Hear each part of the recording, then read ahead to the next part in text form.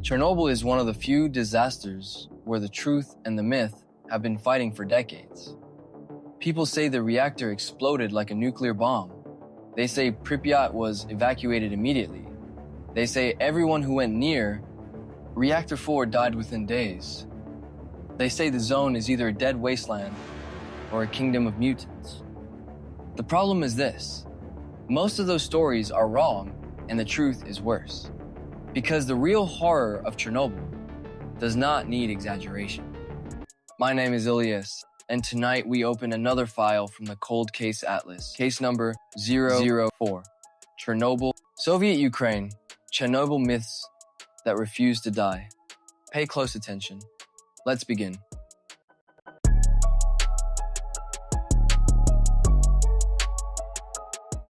Before the myths, here are the facts. On the 26th of April, 1986, Reactor 4 at the Chernobyl nuclear power plant suffered the worst accident in the history of civilian nuclear power. The disaster began during a late-night safety test, carried out under unstable conditions with a flawed reactor design and serious operator errors.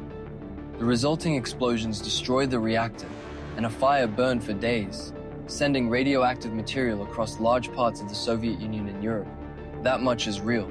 But around those facts, popular culture built a second Chernobyl, one made of simplified terror, cinematic martyrdom, and numbers so large or so clean that they stop sounding human. And that is where the myths begin. Myth 1. Chernobyl was a nuclear bomb. The first myth is also one of the biggest. That Chernobyl exploded like Hiroshima. It did not. Authoritative technical accounts describe the first explosion as a steam or steam fuel explosion, with hydrogen possibly contributing to the second blast. That matters, because a reactor accident and a nuclear weapon are not the same event, even if both involve radiation and catastrophic destruction. Chernobyl was not a nuclear detonation in the bomb sense. It was a reactor destroyed by a runaway power surge, violent explosions, and a graphite fire that kept releasing radioactive material for days. But here's why that myth survives.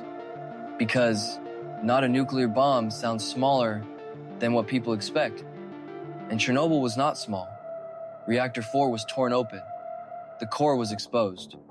Radioactive contamination crossed borders. Entire communities were displaced. So when people hear that it was not a nuclear bomb, they sometimes assume the danger is being minimized. It is not. The real story is simply more specific and in some ways more frightening. Because this was not a weapon dropped in war. It was a civilian system failing from the inside. Myth 2. Pripyat was evacuated immediately. This is one of the most emotionally important myths because it changes how people understand the human part of the disaster. Pripyat was not evacuated immediately.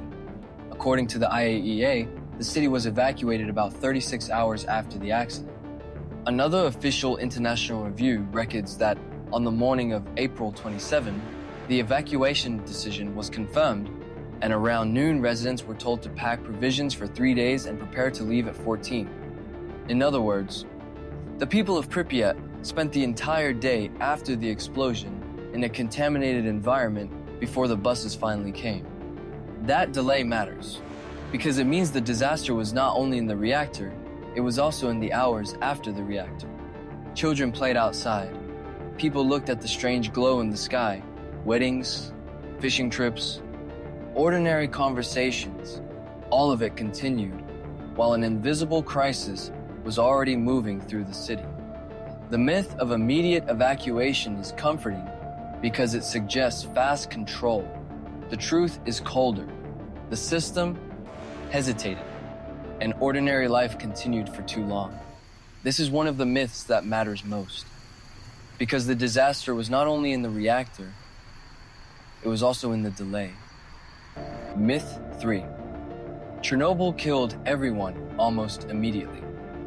This myth appears in two opposite forms. In one version, Chernobyl killed almost everyone it touched. In the other, it barely harmed anyone at all. Both are wrong. The immediate known death toll was not hundreds of thousands overnight, but it was not trivial either.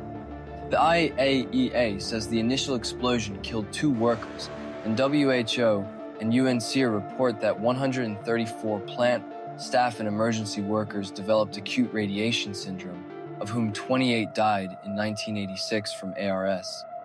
Those are the early, established deaths, not the full long-term story. And the long-term health story is where simplification becomes dangerous. WHO reported a large increase in thyroid cancer among people who were children or adolescents in the most contaminated areas at the time of the accident. It also emphasized that future cancer deaths from Chernobyl cannot be counted one by one, like a battlefield body tally. They can only be estimated statistically with large uncertainty. In the same overview, WHO cited an expert group estimate of up to 4,000 additional cancer deaths over the lifetimes of the highest exposed groups, while also warning that projecting such deaths is inherently uncertain. So the real answer is harder than myth. Chernobyl did not wipe out millions overnight, but it also did not end with the fire. Its damage spread through radiation injuries, cancer risk, displacement, fear, and decades of medical and social consequences. The truth is not smaller than the myth. It is more complicated. Myth 4. The Chernobyl divers all died within days. This is one of the most famous Chernobyl stories in modern pop culture. 3 men go into radioactive water beneath the reactor on what is often described as a pure suicide mission, and die almost immediately afterward. The mission was real. The instant death version is not. Alexei Ananenko, Valery Bespalov, and Boris Baranov were later formally honored by Ukraine. Baranov was honored posthumously because he died in 2005, while Ananenko and Bespalov received recognition in person. Reputable later reporting on the Chernobyl divers states that the popular claim that all 3 died shortly afterward from radiation sickness is false. The task was dangerous and important, but the simplified version, they all died days later, is not what happened. And maybe this is where the mythology around Chernobyl reveals something uncomfortable. People keep rewriting the story so that heroism must be immediate death, as if survival makes courage less dramatic. It does not. Those men do not need invented martyrdom. The real event was brave enough already. Myth 5.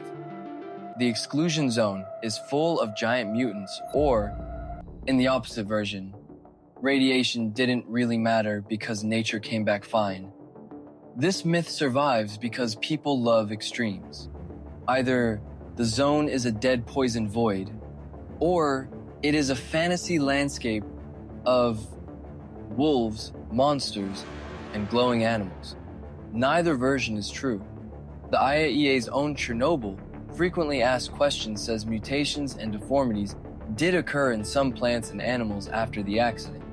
But it also says that rare species later returned in large numbers, including beavers, moose, wolves, and wild boar.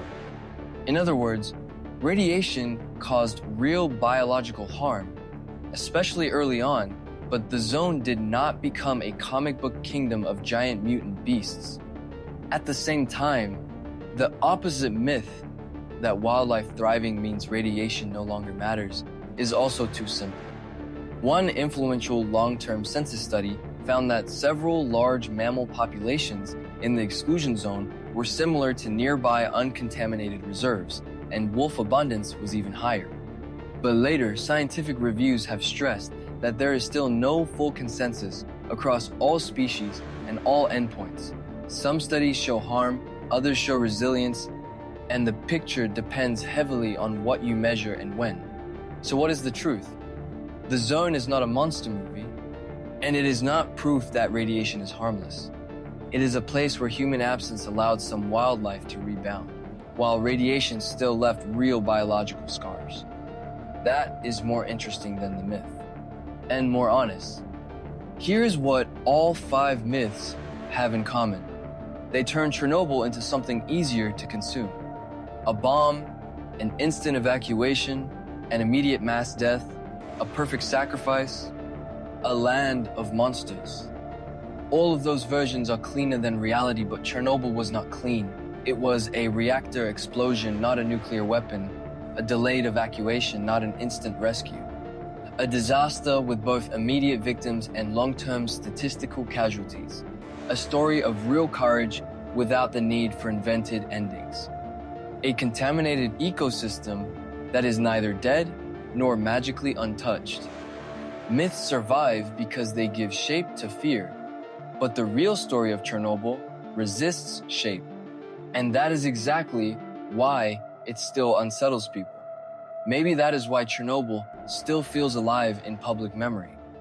Not because we do not know what happened, but because the truth is harder to hold than the legend. The legend is dramatic, the truth is systemic. Human error, design flaws, delay, secrecy, radiation, uncertainty, survival, illness, displacement. No single myth can carry all of that, and no honest retelling should try. And what theories do you know? Write them in the comments. I read all of them. Press the subscribe button and comment, what case would you like to see next? One file closed, another one waiting. I'm Ilias, and I'll see you in the next case.